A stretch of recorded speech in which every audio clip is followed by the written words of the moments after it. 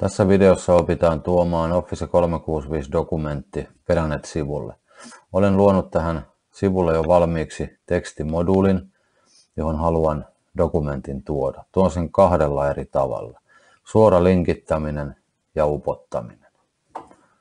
Menen omaan OneDriveeni ja valitsen sieltä dokumentin, jonka haluan kyseiselle sivulle tuoda. Avaan dokumentin. Muokkaan sitä Word Onlineissa.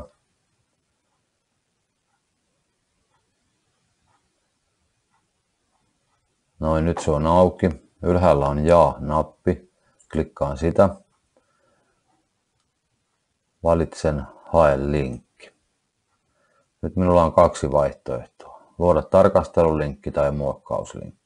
Tarkastelulinkki tarkoittaa sitä, että kaikki, joilla on linkki, voi nähdä ja lukea tiedostoa.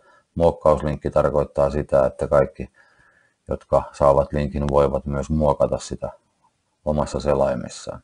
Luon tarkastelulinkin. Luon linkki ja kopioin sen leikepöydälle. Palaan takaisin Pedanet-sivulle, muokkaan tekstimoduulia. Liitän kyseisen linkin linkkinä tänne.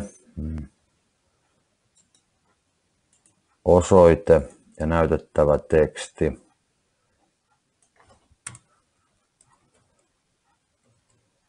Klikkaa tästä. OK. Ja samaan tekstimoduuliin tuon kyseisen dokumentin myös upotettuna. Palaan OneDriveen, kyseiseen dokumenttiin, valitsen vasemmalta ylhäältä tiedosto, ja sen jälkeen upota. Ja nyt säädän kehyksen kokoa, jotta dokumentti ei näyttäisi niin pieneltä. Otetaan vaikka 700 kuvapistettä leveydeksi, 1400 korkeudeksi.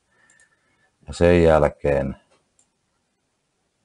kopioin upotuskoodin leikepöydälle. Palaan Pedanetiin.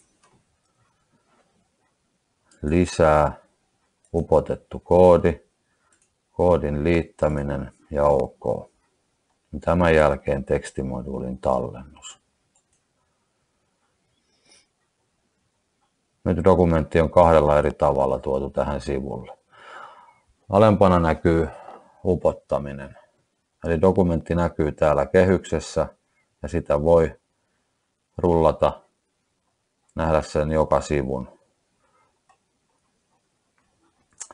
Tai sitten aukaisee suoraan sen linkistä, klikkaa tästä, jolloin se aukeaa omaan ikkunaansa.